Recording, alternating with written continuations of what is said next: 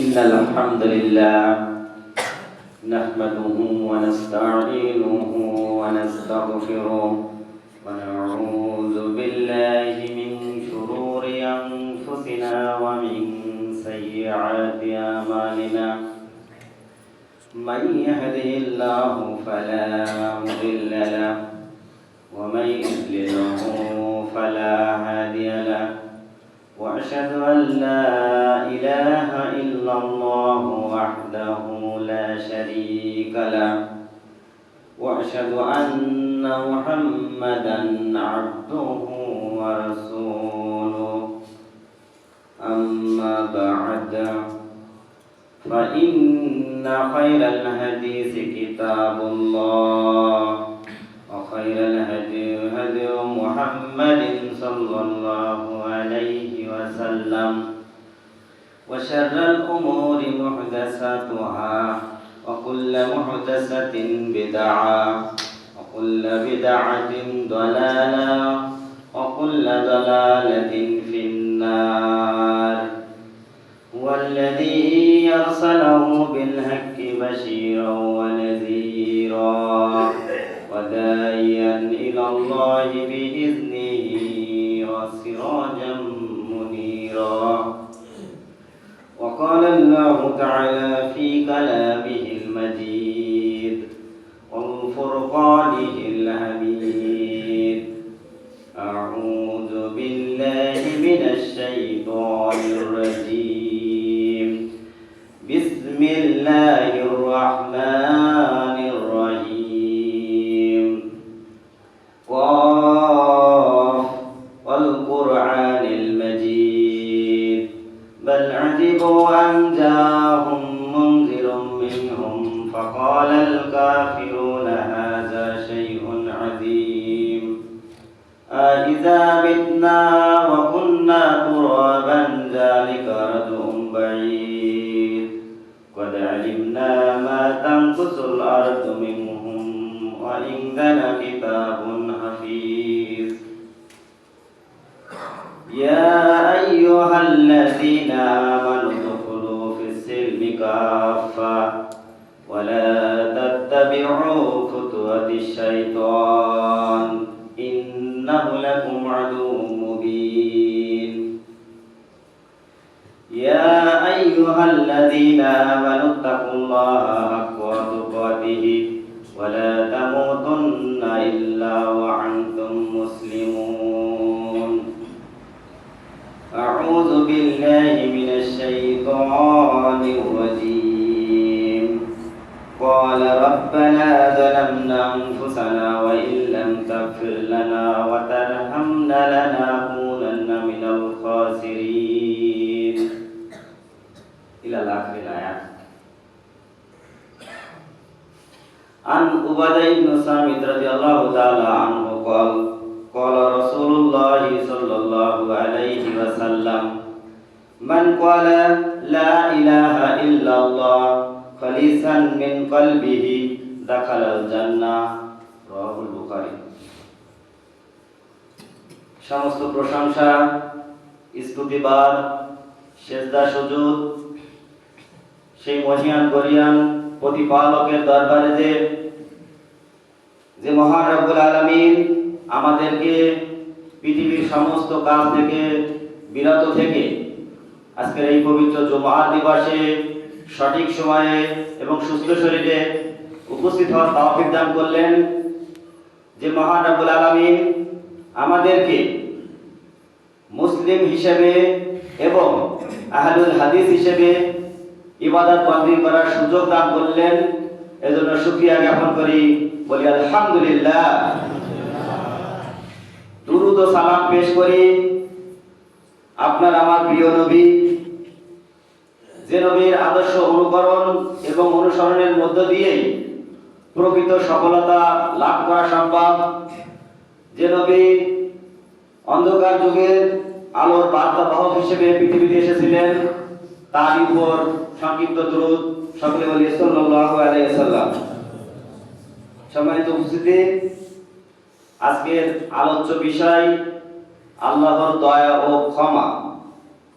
আমি যথাসময়ের মধ্যে কুরআন ও সহিহ হাদিসের আলোকে আল্লাহর দয়া ও ক্ষমা সম্পর্কে কিছু কথা তুলে ধরার চেষ্টা করব ইনশাআল্লাহ। ওয়া মা তাওফিকি ইল্লা বিল্লাহ। সম্মানিত উপস্থিতি, আমি আল্লাহর প্রশংসা জ্ঞাপনের সময় দুটো শব্দ ব্যবহার করেছি। একটি হচ্ছে যে আল্লাহ সুবহানাহু ওয়া তাআলা আমাদের মুসলিম হিসেবে সৃষ্টি করলেন এবং আহলুল হাদিস হিসেবে ইবাদত করার সুযোগ দান করলেন। এই কথাটা বলার একটা কারণ হচ্ছে যে আল্লাহ সুবহানাহু ওয়া তাআলা পুরো মানব জাতির মধ্যেও স্পেশালি আমাদের উপর কতটা দয়া পরবশ হয়েছেন এটা বোঝাতে গিয়েই আমি এই কথাটা বলছিলাম। দেখুন, পৃথিবীতে অসংখ্য মানুষ রয়েছে, অসংখ্য ধর্মের।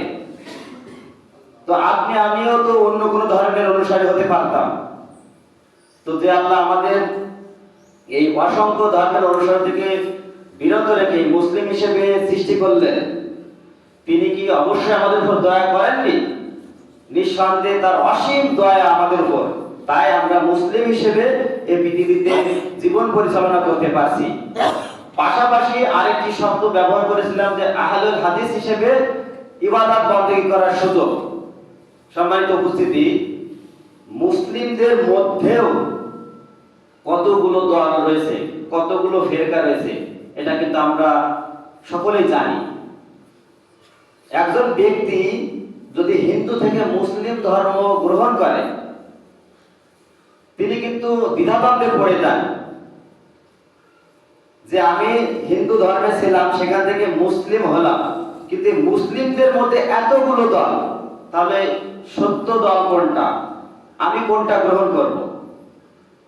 অবস্থা এরকমই, আমরা যে যে প্ল্যাটফর্মে আছি আমরা সেটাকেই প্রাধান্য দিই এবং বলি এটাই সঠিক, সেটা সহিহ হাদিসে থাক আর না থাক, আমাদের পীর মুরিদরা যেটা বলছেন সেটাই রাইট। তো আলহামদুলিল্লাহ, পরীক্ষিত মানহাজ, আমাদের যে সালাফি মানহাজ আহলুল হাদিস, আমরা যে ইবাদত বন্দেগী করি নিঃসন্দেহে এটা সঠিক। এজন্য আমি এই শব্দটা ব্যবহার করেছিলাম। সর্বোপরি আল্লাহর দরবারে আরেকবার শুকরিয়া জ্ঞাপন করি, বলি আলহামদুলিল্লাহ। সম্মানিত উপস্থিতি, আমরা অনেকেই গুনাহগার, অনেক পাপ কাজ করে ফেলেছি, আমরা হতাশায় নিমজ্জিত, একেবারে নিরাশ যে আমাদের কি হবে। তো এই ধরনের যারা আছেন, আপনাদের জন্যই মূলত আজকের এই খুতবাটা তৈরি করা। আমরা যেন কেউ হতাশ না হয়, আল্লাহর রহমত থেকে যেন কেউ হতাশ না হয়, নিরাশা না হয়। আল্লাহ সুবহানাহু ওয়া তাআলা অসীম দয়ালু, তার দয়া যদি আমরা জানি, তাহলে আমরা নিজেদেরকে আর অতটা ছোট মনে করব না যে আল্লাহ সুবহানাহু ওয়া তাআলার এত দয়া রয়েছে, তাহলে নিশ্চয়ই আমরা আল্লাহর ক্ষমা পাবো। হাদিসে আসছে, আবু হুরায়রা রাদিয়াল্লাহু তাআলা থেকে বর্ণিত, সহিহ বুখারী ৬০০০ নম্বর হাদিস, আল্লাহ রাসূল সাল্লাল্লাহু আলাইহি ওয়াসাল্লাম বলেন যে আল্লাহর ১০০টি দয়া রয়েছে অথবা ১০০ ভাগ দয়া রয়েছে, সেখান থেকে মাত্র ১ ভাগ দয়া তিনি এই দুনিয়াতে প্রেরণ করেছেন সমস্ত পশু পাখি মানুষ যত রকমের প্রাণী রয়েছে, এই সমস্ত মানুষ যত রকম দয়া দাক্ষিণ্য দেখায়, এই সবকিছু ওই ১ ভাগ দয়ার কারণেই। মাত্র ১ ভাগ দয়া আল্লাহ সুবহানাহু ওয়া তাআলা এই পৃথিবীতে পাঠিয়েছেন, আর বাকি ৯৯ ভাগ দয়া, ৯৯টি দয়া তিনি কাল কিয়ামতের মাঠে আমাদের জন্য রেখে দিয়েছেন। তাহলে তিনি কত বড় দয়ালু! মাত্র ১ ভাগ দয়ায় একজন মা তার সন্তানকে এত যত্ন করে, এত আদর সহকারে, একটা পশু তার প্রাণীকে এভাবে লালন পালন করে, তাহলে সেই শতভাগ দয়া যদি আমরা পাই, তাহলে সেটার পরিণাম কি হতে পারে? এজন্য আমরা কেউ যেন নিরাশ না হয়, আল্লাহর রহমত থেকে আমরা কেউ যেন হতাশ না হয়।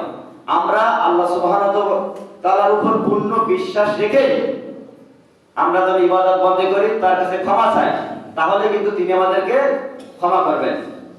সম্মানিত উপস্থিতি, আমি এখন কুরআন ও হাদিস থেকে কয়েকটি বিষয় বলবো যে আল্লাহ সুবহানাহু ওয়া তাআলা কি পরিমাণ দয়া, এই সম্পর্কে আমি কয়েকটি হাদিসের অবতারণা করব। তার একটি হচ্ছে আবু সাঈদ খুদরি রাদিয়াল্লাহু তাআলা থেকে বর্ণিত সহিহ বুখারীর 347 নম্বর হাদিস। এই ঘটনাটা আমরা অনেকেই জানি যে একজন ব্যক্তি 99 জন মানুষকে হত্যা করে। তো 99 জন মানুষকে হত্যা করার পর তিনি একটু অনুতপ্ত হলেন যে আমি ক্ষমা পাবো কিনা। তো এজন্য তিনি বেরিয়ে পড়লেন। তো প্রতিমধ্যে এক দরবেশের সাথে তার সাক্ষাৎ। তিনি তার কাছে জানতে চাইলেন যে আমি তো এতজন মানুষকে হত্যা করেছি, আমার জন্য কি কোনো তওবা আছে কিনা। তখন তিনি বললেন যে না, তোমার কোনো ক্ষমা নেই, তোমার জন্য তওবার কোনো সুযোগ নেই। তখন সে ব্যক্তি তাকেও হত্যা করলো। 100 জন মানুষকে এই ব্যক্তি হত্যা করেছে। হত্যা করেও তিনি আবার বেরিয়ে পড়লেন যে আমার জন্য কোনো ক্ষমা রয়েছে কিনা। এভাবে যেতে যেতে আর একজন ব্যক্তির সাথে দেখা। তিনি বললেন হ্যাঁ, তোমার জন্য ক্ষমার দরজা খোলা রয়েছে, তো তোমার এই স্থান ত্যাগ করতে হবে, তুমি যে এলাকায় রয়েছো এই জায়গাটা ছেড়ে অমুক জায়গায় যাও, তাহলে হবে। তো লোকটা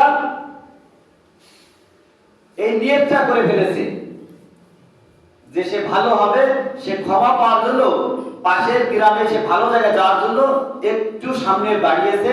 এরই মধ্যে তার মৃত্যু হয়ে গেছে। মৃত্যু হয়ে যাওয়ার পরে রহমতের ফেরেশতা এবং আযাবের ফেরেশতা এরা দুইজন চলে আসছে তার রূহ মুবারক কে নেবে।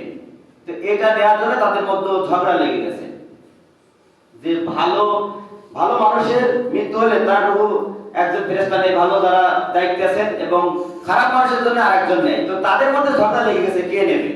তো আল্লাহ সুবহানাহু ওয়া তাআলা কৌশলে তিনি তাদেরকে আদেশ করলেন যে লোকটি যেখানে মৃত্যুবরণ করেছে সেখান থেকে সে যে গ্রামে যেতে চাইছিল এটা দূরত্ব কত, এবং তার যে পিছনে যে গ্রাম ছিল এটা দূরত্ব কত।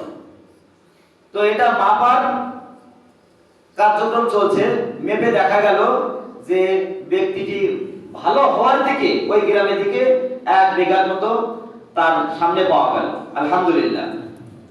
তাহলে চিন্তা করুন, এই অবস্থাটা যখন সামনে থেকে তাকে পাওয়া গেল, তখন ভালো যে ফেরেশতা তাকে কিন্তু নিয়ে চলে গেল এবং আল্লাহ সুবহানাহু ওয়া তাআলা তাকে ক্ষমা করে দিলেন। সুবহানাল্লাহি ওয়া বিহামদিহি। তাহলে চিন্তা করুন, আল্লাহ সুবহানাহু ওয়া তাআলার দয়ার যে ভান্ডার কত সমৃদ্ধশালী, তিনি যে অসীম ক্ষমতার মালিক, অসীম দয়ার ভান্ডার, সেটা প্রমাণ কিন্তু হাদিসের মাধ্যমে পাওয়া যায়। যে 100 জন মানুষকে হত্যা করা, এটা কি চারটেখানি ব্যাপার? সেই 100 জন মানুষকে হত্যা করেও সে ব্যক্তি মাফ পেল। তাহলে আপনি আমি যে সাধারণ পাপী আছি, আমরাও অনেক সময় শয়তানের প্ররোচনায় অনেক খারাপ কাজ করে ফেলি, তাহলে আমরা কি ক্ষমা পাবো না? ইনশাআল্লাহ আমরা ক্ষমা পাবো, এবং সেই ক্ষমা পাওয়ার আশায় আমাদের সেইভাবে প্রতিফলের উপর ভরসা করে থাকতে হবে। সম্মানিত উপস্থিতি, এরপর আরেকটি ঘটনা বলি যে আল্লাহ সুবহানাহু ওয়া তাআলার কি পরিমাণ দয়া। আবু হুরায়রা রাদিয়াল্লাহু তাআলা থেকে বর্ণিত সহিহ মুসলিমের 7156 নম্বর হাদিস। একদা এক ব্যক্তি জীবনে কোনো ভালো কাজ করেনি, এমন একজন ব্যক্তি যার মৃত্যুর সময় প্রায় উপস্থিত। তো সে ব্যক্তি তার পরিবারের লোকজনদেরকে ডেকে বলছেন যে আমি মারা গেলে আমার এই লাশটা পুড়িয়ে ছাই করে ফেলতে হবে, তারপর এক অংশ জমিনে অর্থাৎ মাটিতে ফেলে দিতে হবে এবং আরেক অংশ সমুদ্রে বা পানিতে। আল্লাহ রাসূল সাল্লাল্লাহু আলাইহি ওয়াসাল্লাম বলেন, আল্লাহর কসম করে বলেন যে এই ব্যক্তিকে যদি ধরতে পারেন তাহলে তাকে যে কি পরিমাণ শাস্তি দেবেন তা আর কাউকে দেবেন না। এমন পাপী সে, জীবনে একটা ভালো কাজও করেনি। তো সেই ব্যক্তি মারা যাওয়ার পরে পরিবারকে যেটা বলছিল, ওসিয়াত করছিল, সেভাবেই তারা লাশটিকে পুড়িয়ে ছাই করে ফেললো। তারপর এক অংশ সমুদ্রে এবং এক অংশে জমিনে ফেলে দিল। আল্লাহ সুবহানাহু ওয়া তাআলা সমুদ্রকে এবং এই মাটিকে অর্ডার করলেন যে তোমাদের মধ্যে যা কিছু আছে একত্র করো। এই ছাইগুলো একত্র করা হলো। একত্র করে আল্লাহ সুবহানাহু ওয়া তাআলা তাকে পূর্ণাঙ্গ মানুষদেরকে জিজ্ঞাসা করলেন যে তুমি এই কাজটা কেন করলে? তখন তিনি উত্তর দিলেন যে আমি আপনার ভয়ে করেছি এই কাজটা, আর আপনি জানেন আমি কেন এই কাজটা করেছি। তো এই কথা বলার পর আল্লাহ সুবহানাহু ওয়া তাআলা সেই ব্যক্তিকেও ক্ষমা করে দেন। সুবহানাল্লাহি ওয়া বিহামদিহি। তাহলে দেখুন, জীবনে একটাও ভালো কাজ করেনি, কিন্তু তার মনে আল্লাহর ভয় ছিল যে আল্লাহ সুবহানাহু ওয়া তাআলা যদি আমাকে ধরতে পারেন তাহলে কি না জানি শাস্তি দেবেন, এরকম একটা ভয়, এরকম তাকওয়া তার অন্তরে ছিল। এজন্য কিন্তু সে ব্যক্তিকে আল্লাহ সুবহানাহু ওয়া তাআলা ক্ষমা করে দেন। এজন্য অবশ্যই আমাদেরও পূর্ণাঙ্গ আল্লাহর উপর ভরসা, আল্লাহকে ভয় করতে হবে। এছাড়া আল্লাহর আরেকটি দয়া সম্পর্কিত হাদিস আব্দুল্লাহ ইবনে আমর রাদিয়াল্লাহু তাআলা থেকে বর্ণিত, সুনান আত-তিরমিজির 2639 নম্বর হাদিস। আল্লাহ রাসূল সাল্লাল্লাহু আলাইহি ওয়াসাল্লাম বলেন, কিয়ামতের মাঠে একজন ব্যক্তিকে সবার সম্মুখে দণ্ডায়মান করা হবে, উঠানো হবে। তো সে ব্যক্তির 99টি ভলিউম থাকবে, 99টি দপ্তর থাকবে, এবং একটা দপ্তরের দূরত্ব তার চোখের দৃষ্টি সীমা যতদূর যায় ততদূর পর্যন্ত একটা দপ্তরের দূরত্ব। ঠিক এরকম 99টা দপ্তর রয়েছে। তো আল্লাহ সুবহানাহু ওয়া তাআলা সেই ব্যক্তিকে কিয়ামতের মাঠে জিজ্ঞাসা করবেন, তুমি কি এই দপ্তরের কোনগুলো কি অস্বীকার করবে? তখন তিনি বলবেন যে না। তার মানে এই যে 99টি ভলিউম যতদূর তার চোখ যায়, এতগুলো পাপ তার দ্বারা হয়েছে। তো তিনি কিন্তু কাল কিয়ামতের মাঠে অস্বীকার করতে পারবেন না। তিনি স্বীকার করবেন যে হ্যাঁ এই কাজগুলো আমি করেছি। তখন আল্লাহ সুবহানাহু ওয়া তাআলা বলবেন যে তোমার একটা ভালো কাজ আমার এই কাগজে সংরক্ষিত আছে, এবং তুমি জেনে রাখো আজকে তোমার উপর কোনো রকম জুলুম করা হবে না। তো সেই 99টি গুনাহের যে ভলিউম, সেই দপ্তরগুলো এক পাশে রাখা হয় এবং কাগজের টুকরাটা এক পাশে রাখা হয়। কাগজের টুকরার মধ্যে লেখা ছিল লা ইলাহা ইল্লাল্লাহ, যে যে কালেমার স্বীকৃতি, এটা কিন্তু একটা ভলিউমে ছিল, এক পাশে দেওয়া হয়েছিল। এবং এই যে 99টা দপ্তর তখন উঁচু হয়ে যায় এবং একটা কাগজের টুকরা এটা ভারী হয়ে যায়, নেকির পাল্লা এটা ভারী হয়ে যায়। সুবহানাল্লাহি ওয়া বিহামদিহি। এর ফলে কি হয়? লোকটাকে ক্ষমা করে দেওয়া হয়। সম্মানিত উপস্থিতি, আল্লাহ সুবহানাহু ওয়া তাআলা দয়া দেখুন যে এত পাপের সাথে সে জড়িত, তারপরেও একটা কালেমা তার নাজাতের জন্য ওসিলা হয়ে গেল। সম্মানিত উপস্থিতি, কালেমা যদি টিকে থাকে, লা ইলাহা ইল্লাল্লাহু মুহাম্মাদুর রাসূলুল্লাহ সাল্লাল্লাহু আলাইহি ওয়াসাল্লাম যদি এটা টিকে থাকে, তাহলে কিন্তু এই কাজটা সম্ভব, এই জান্নাতে যাওয়া সম্ভব, এই মাপ পাওয়া সম্ভব। কিন্তু যদি এটা না টিকে তাহলে কিন্তু এটা সম্ভব না। এজন্য ঈমানটাকে টিকায় রাখা আমাদের দরকার। যদি ঈমান আমরা টিকায় না রাখতে পারি তাহলে কিন্তু এই আল্লাহর দয়া সময়গুলো পাওয়া যাবে না। সম্মানিত উপস্থিতি, এছাড়া আল্লাহ সুবহানাহু ওয়া তাআলা দয়া সম্পর্কে আরেকটি গুরুত্বপূর্ণ হাদিস।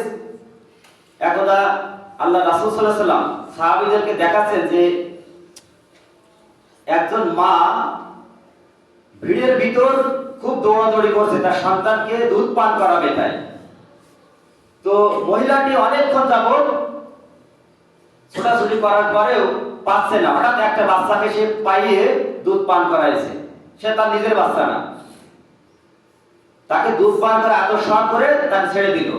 এটা দেখায় আমাদের নবীজি সাহাবীদেরকে বললেন, তোমরা কি মনে করো যে এই মহিলাটি তার সন্তানকে আগুনে পুড়িয়ে ফেলতে পারে? যে কিনা নিজের সন্তান ছাড়াও অন্যের সন্তানকে এত আদর যত্ন করলো, সে কি নিজের সন্তানকে আগুনে ফেলে দিতে পারবে? তখন তারা বললেন যে না। তখন আল্লাহ রাসূল সাল্লাল্লাহু আলাইহি ওয়াসাল্লাম বলেন যে আল্লাহ সুবহানাহু ওয়া তাআলা এই মায়ের চাইতেও বেশি পরিমাণ দয়ালু আমাদের উপর। সুবহানাল্লাহি ওয়া বিহামদিহি। অতএব আমাদের কারো নিরাশ হওয়ার দরকার নেই। আমরা সব সময় আল্লাহ সুবহানাহু ওয়া তাআলার উপর যদি পূর্ণ বিশ্বাস স্থাপন করে জীবন যাপন করি এবং তার সাথে কোনো রকমের শরীক স্থাপন না করি, তাহলে ইনশাআল্লাহ আমরাও যত পাপই করি না কেন আমরাও ক্ষমা পাবো। এজন্য আপনাদের প্রতি আহ্বান, আপনারা যারা খারাপ কাজের সাথে জড়িয়ে আছেন বা কোনো কাজ করে ফেলেছেন শয়তানের ভরসায়, আপনারা তওবা করে ফেলুন। আপনারা খালেস নিয়তে যদি তওবা করেন, আল্লাহ সুবহানাহু ওয়া তাআলা আপনাদের এই তওবা কবুল করবেন এবং তওবা কবুলের সাথে সাথে আপনার জীবনে যত গুনাহ ছিল সে সবগুলো সওয়াবে রূপান্তরিত হয়ে যাবে। সুবহানাল্লাহি ওয়া বিহামদিহি। সম্মানিত উপস্থিতি, আল্লাহ সুবহানাহু ওয়া তাআলার এই দয়া লাভের উপায় কি, বা এই দয়া আমরা কিভাবে পেতে পারি, বা আমরা কারা এই দয়া পাবো? তার অন্যতম যারা পাবে তারা হচ্ছেন তওবাকারী। যে ব্যক্তি তওবা কবুল করে, যে ব্যক্তি তওবা করে, সে ব্যক্তি আল্লাহ সুবহানাহু ওয়া তাআলার এই দয়া পায়। হাদিসে আসছে আল্লাহ রাসূল সাল্লাল্লাহু আলাইহি ওয়াসাল্লাম বলেন, ওই ব্যক্তি সবচেয়ে উত্তম পাপী। পাপী আবার কখনো উত্তম হয়? হাদিসে বলা আছে ওই ব্যক্তি সবচেয়ে ভালো পাপী, উত্তম পাপী কে? যে নিজে খারাপ কাজ করে তওবা করে, সে হচ্ছে উত্তম পাপী।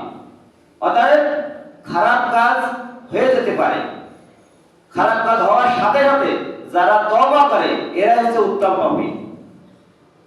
আর এই তওবা কবুল হওয়ার তিনটি শর্ত রয়েছে। আপনি মুখে মুখে বলে দিলেন যে হে আল্লাহ, আমি খারাপ কাজটা করেছি আর কখনো করব না, এরকম বলে দিলেন, আপনার কি তওবা হয়ে গেল? এই তওবা কবুল হওয়ার জন্য তিনটা শর্ত রয়েছে। তার প্রথম শর্ত হচ্ছে যে এই খারাপ কাজ করার জন্য আপনার অনুতপ্ত হতে হবে। আপনি জেনা ব্যবচার করে ফেলেছেন, সুদ খেয়েছেন, কাউকে অন্যায়ভাবে হত্যা করেছেন, মারপিট করেছেন, তা আপনি খারাপ কাজটা থেকে করার জন্য আপনার অনুতপ্ত হতে হবে। অনুতপ্ত হওয়ার পর দুই নম্বর শর্ত হচ্ছে এই কাজ ছেড়ে দিতে হবে, এই কাজ থেকে বিরত থাকতে হবে। এবং তিন নম্বর শর্ত হচ্ছে জীবনে কখনো এই কাজটা করবেন না, এরকম দৃঢ় প্রতিজ্ঞাবদ্ধ যদি আপনি হতে পারেন, তাহলে কিন্তু আপনার তওবা কবুল হবে। আর তওবা কবুল যদি হয়ে যায়, তখনই আপনি তওবার যে ফজিলত সেটাই পাবেন। আপনার জীবনের সমস্ত গুনাহগাতা সওয়াব দ্বারা পরিবর্তন হয়ে যাবে। সম্মানিত উপস্থিতি, এছাড়া আল্লাহ সুবহানাহু ওয়া তাআলা আমাদের উপর যে দয়া করেন তার একটা নমুনা হচ্ছে হাদিসে আসছে আল্লাহ সুবহানাহু ওয়া তাআলা প্রতি রাতের 1/3 যখন অতিবাহিত হয় তখন প্রথম আসমানে নেমে আসেন। তার দুই হাত বাড়িয়ে তিনি মানুষকে আহ্বান করতে থাকেন যে কে আছে আমাকে ডাকবে, আমি তাকে তার ডাকে সাড়া দেব। কে আছে আমার কাছে কিছু চাইবে, আমি তাকে দেব। কে আছে আমার কাছে ক্ষমা প্রার্থনা করবে, আমি তাকে ক্ষমা করব। এজন্য এই আল্লাহর দয়া, আল্লাহর ক্ষমা যদি আমরা পেতে চাই, তাহলে অবশ্যই আমরা রাতে যে তাহাজ্জুদের সালাত রয়েছে এটা আদায় করার চেষ্টা করব।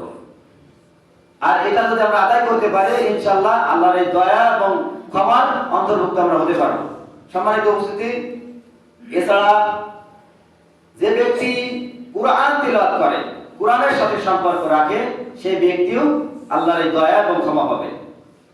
তাছাড়া আমরা একটা বিষয় জানি যে কবরের আযাব থেকে বাঁচার উপায় কি। সেখানে একটা উপায় কিন্তু রয়েছে যে প্রতি রাতে যদি সূরা মুলক তিলাওয়াত করা হয়, তাহলে সে ব্যক্তির কবরের আযাব হবে না। সুবহানাল্লাহি ওয়া বিহামদিহি। তাহলে দেখুন, এই কোরআনের সাথে যদি আমরা সম্পর্ক রাখি, প্রত্যেক রাতে যদি আমরা সূরা মুলক তিলাওয়াত করি, তাহলে কবরের আযাব থেকে আমরা বেঁচে থাকতে পারবো। আপনি কি মনে করেন না যে কবরের আযাব থেকে যদি আমি বাঁচতে পারি, তাহলে আমার পরবর্তী স্টেজগুলো সব সহজ হয়ে যাবে? নিঃসন্দেহে আখিরাতের প্রথম ধাপ আছে কবর। এখানে যদি কেউ বেঁচে যায়, তাহলে তার প্রত্যেকটা স্টেজে কিন্তু বেঁচে যাবে। এজন্য এই প্রথম স্টেজটাই আমাদের পার করতে হবে। যেভাবে হোক এই কবরের জীবনটাই আমাদের সফলতা হতে হবে। এজন্য আপনারা চেষ্টা করবেন সর্বদা এই কোরআনের সাথে সম্পর্ক রাখা এবং সূরা মুলক এটা দেখে দেখে তিলাওয়াত করবেন। তারপর যদি মুখস্থ হয়ে যায়, আপনারা মুখস্থ পড়বেন, তারপরেও এটা করতে থাকবেন। এটা করলে কি হবে? আপনার ইহকাল পরকাল দুটোই কিন্তু শান্তিময় হয়ে যাবে। এছাড়া আল্লাহর দয়া লাভের আরেকটি উপায় হচ্ছে বেশি বেশি দোয়া করা। আমরা যদি আল্লাহ সুবহানাহু ওয়া তাআলার দয়া ও ক্ষমা পেতে চাই, তাহলে অবশ্যই আমাদেরকে কোন কাজটা বেশি বেশি করতে হবে, যে বেশি বেশি দোয়া করতে হবে। কারণ দোয়ার মাধ্যমে কিন্তু মানুষের যে আয়ুষ্কাল সেটাও কিন্তু বৃদ্ধি পায়। এজন্য আমাদেরকে বেশি বেশি দোয়া করতে হবে।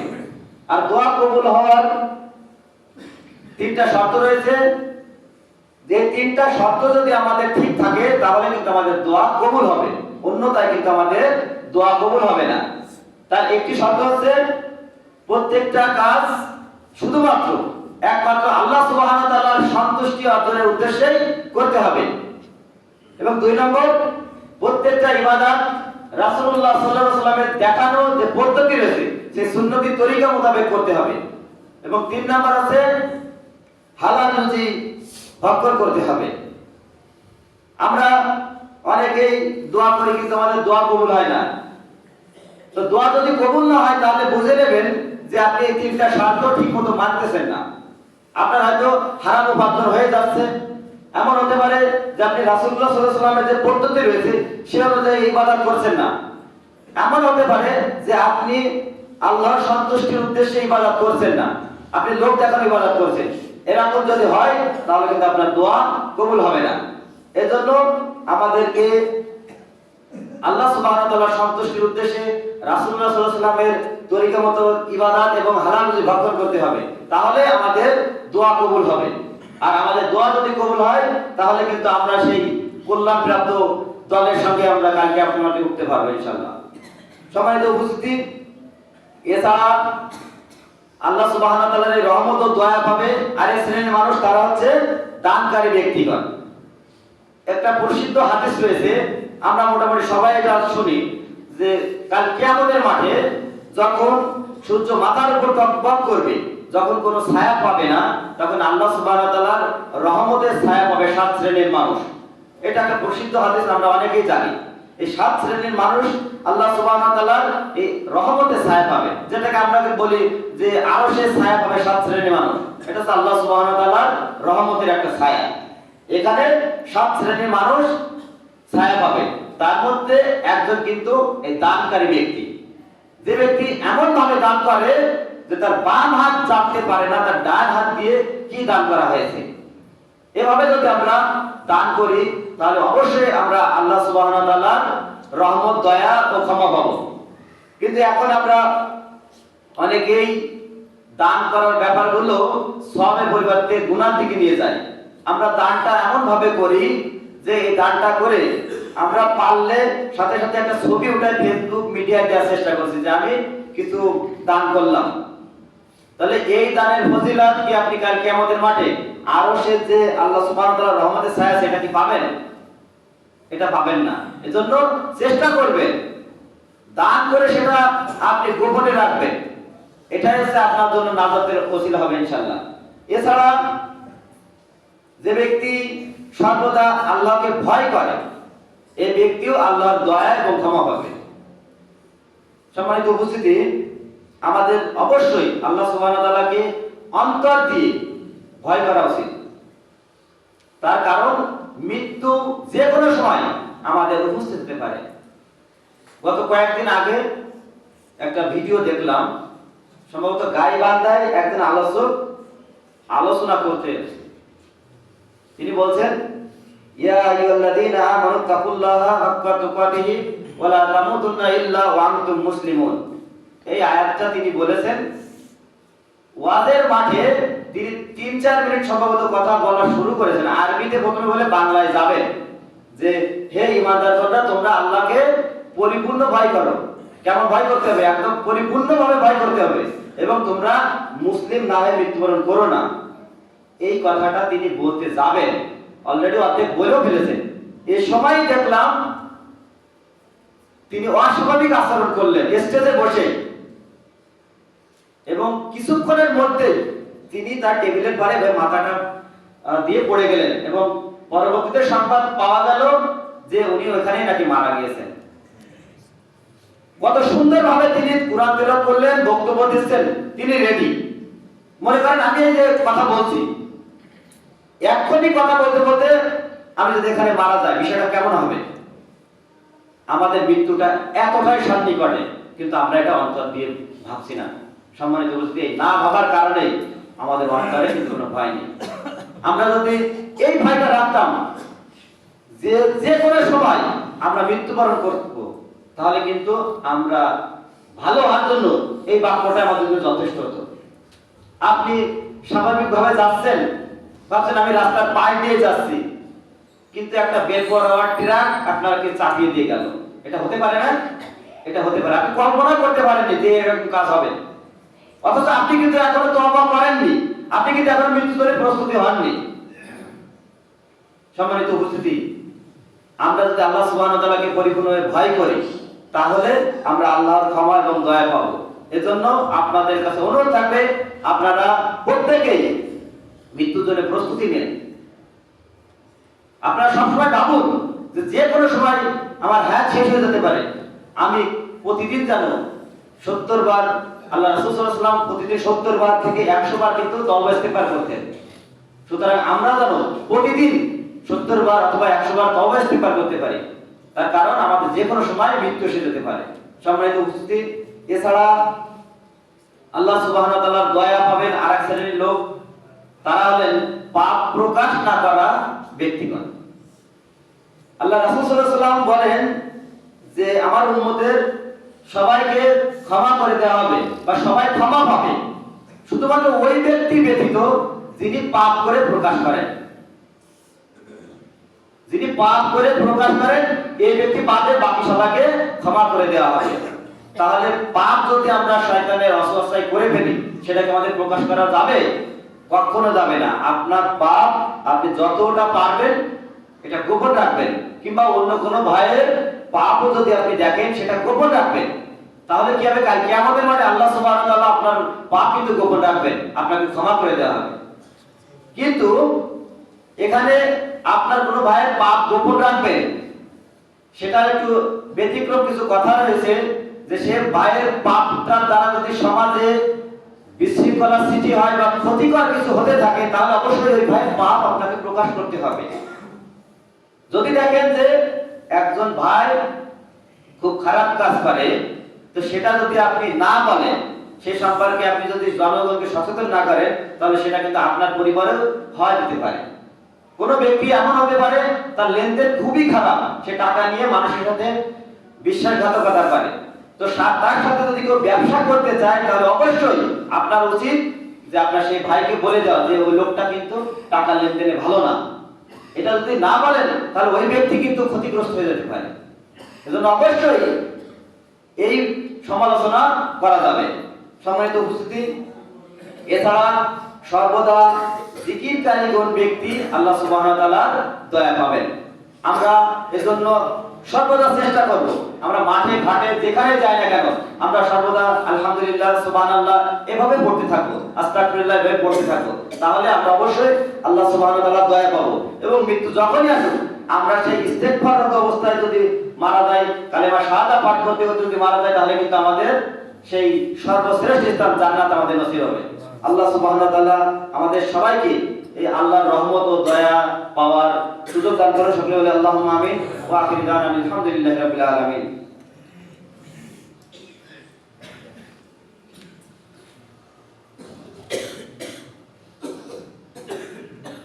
আলহামদুলিল্লাহি ওয়াহদা ওয়াসসালাতু ওয়াসসালামু আলা মান লা নাবিয়্যা বা'দা। সম্মানিত উপস্থিতি, বলছিলাম আল্লাহ সুবহানাহু ওয়া তাআলার যে অসীম দয়া এবং ক্ষমা সম্পর্কে কিছু কথা বলছিলাম। এই আল্লাহ সুবহানাহু ওয়া তাআলার দয়া ও ক্ষমা পাওয়ার আরেকটি অন্যতম মাধ্যম হচ্ছে যে দাওয়াতি কাজ করা, দ্বীন প্রচারে ভূমিকা রাখা। আল্লাহ রাসূল সাল্লাল্লাহু আলাইহি ওয়াসাল্লাম, আল্লাহর যে মনোনীত ধর্ম ইসলাম, এটা তার উপরে কিন্তু পূর্ণাঙ্গ হয়। এখান থেকে 1450 বছর আগে তিনি পৃথিবী থেকে চলে গেছেন, কিন্তু আল্লাহর এই যে দ্বীন ধর্ম ইসলাম, এটা কিন্তু প্রচার হতেই আছে। এবং যে যখন পৃথিবীতে অবস্থান করছে, তাদের উপরে এই দায়িত্বটা পৌঁছাচ্ছে যে আল্লাহ রাসূলের এই দ্বীন ধর্মটা, ইসলাম ধর্মটাকে মানুষের কাছে পৌঁছায় দেওয়া। তো এখন 2025 সালের শেষের দিকে আমরা এই পৃথিবীতে অবস্থান করছি। আমাদের উপর এই দায়িত্বটা কিন্তু রয়েছে যে আল্লাহ রাসূলের দেখার পদ্ধতি মানুষের সামনে তুলে ধরা। আর এই মানুষের সামনে তুলে ধরতে হলে আমাদেরকে অবশ্যই ঐক্যবদ্ধভাবে কাজ করতে হবে। আমরা যদি এককভাবে কোনো কাজ করতে যাই তাহলে কিন্তু সেখানে বাধার সম্মুখীন বেশি হয়। আপনি যদি আপনার এলাকার গান বাজনা বন্ধ করতে চান তাহলে একা একা বলার চাইতে যদি 5-7 জন 10 জন মিলে বলেন তাহলে সেটাই কতটুকু কাজে দেবে এবং একা বললে কতটুকু কাজে দেবে। নিঃসন্দেহে একা বলার চাইতে বেশি লোক যদি বলা হয় তাহলে আপনার এলাকার এই যে ডিজে বক্স বাজানো হয়, সামনে সম্ভবত 31st নাইট আসছে, এখানে আপনাদের যুবক ছেলেরা সাউন্ড বক্স এনে হয়তো মাঠে ঘাটে কোথাও না কোথাও কিন্তু এই শব্দ দিয়ে গান বাজনা করবে। আপনাদের প্রতি অনুরোধ থাকবে আপনার সন্তানদের এই খারাপ কাজ থেকে ঠেকায় রাখবেন। এটা যদি না করেন কাল কিয়ামতের মাঠে কিন্তু আপনি এর দায়ভার আপনার কাঁধেও চলে আসবে। কারণ আপনি আপনার পরিবারের কর্তা। আপনার সন্তানেরা, আপনার পরিবার পরিজন যদি আপনার কথা না শুনে বেহায়াপূর্ণ কাজ করে তাহলে এটার যে পাপের ভাগীদার কিন্তু আপনি হবেন। এজন্য আপনার সন্তানরা কোথায় কি করছে না করছে এটা এখনই খেয়াল রাখবেন। সম্মানিত উপস্থিতি, বলছিলাম যে দাওয়াতি কাজের কথা বলছিলাম যে দাওয়াতি কাজ করতে গেলে আমাদের অবশ্যই ঐক্যবদ্ধভাবে কাজ করতে হবে। আর ঐক্যবদ্ধভাবে কাজ করতে গেলে আমাদের সংগঠন করতে হবে। সংগঠনের সাথে যদি আমরা থাকি তাহলে কিন্তু এই দাওয়াতি কাজ করাটা আমাদের জন্য সহজ হয়। যেটা আমি আগে বলছিলাম যে আপনি একা একা যদি কোনো কাজ করেন সেটা কতটা সহজ হয়, আর যদি আপনি 10 জন মিলে সেই কাজটা ঠেকাতে যান তাহলে কত সহজ হয়। সম্মানিত উপস্থিতি, এজন্য বাংলাদেশ জমিয়তে আহলে হাদিসের ছাত্র সংগঠন জমিয়ত চুবানী আহলে হাদিস বাংলাদেশ এর ছায়াতলে আপনাদের যে যুবক ভাইরা আছেন, যুবক সন্তানরা আছেন, তাদেরকে আপনারা উৎসাহ দিবেন যে তারা যেন এই জমিয়ত চুবানী আহলে হাদিসের পতাকা তলে এসে দাওয়াতি কাজ করতে পারে।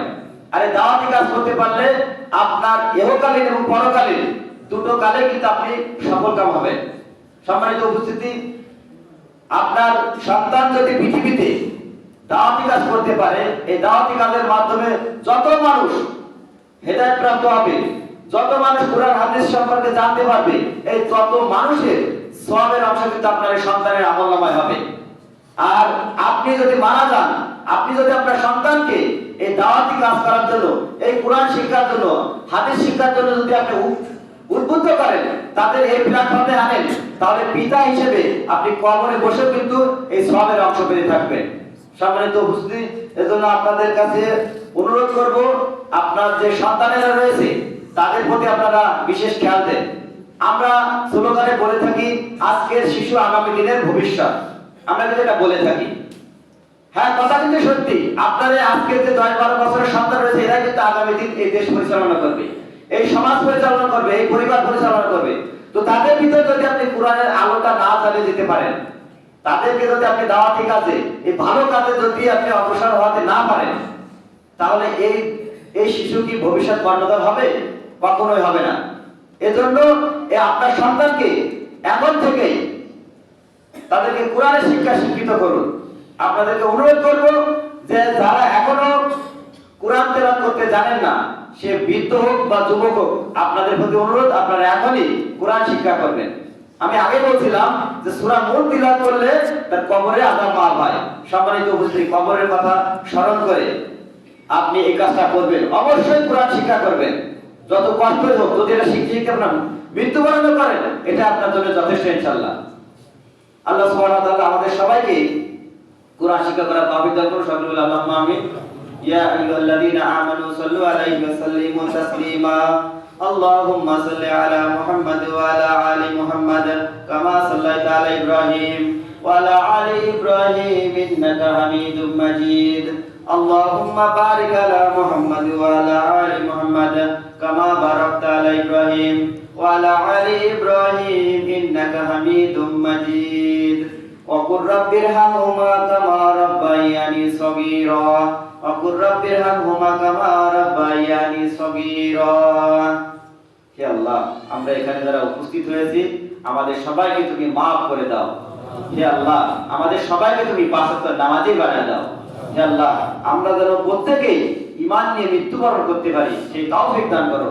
হে আল্লাহ, আমাদের সবাইকে তুমি সুদ, ঘুষ, বিদআত, শিরক থেকে মুক্ত থাকার তৌফিক দান করো। হে আল্লাহ, আমাদের এখানে যারা উপস্থিত হয়েছেন এবং মহল্লার সবাই যারা অসুস্থ আছেন আল্লাহ সবাইকে তুমি সুস্থতা দান করো। হে আল্লাহ, যারা কবরে শুয়ে আছে আল্লাহ তাদেরকে তুমি ক্ষমা করে দাও। সুবহানা রাব্বিকা রাব্বিল ইজ্জাতি আম্মা ইয়াসিফুন ওয়া সালামুন আলাল মুরসালিন ওয়ালহামদুলিল্লাহি রাব্বিল আলামিন। আসসালামু আলাইকুম।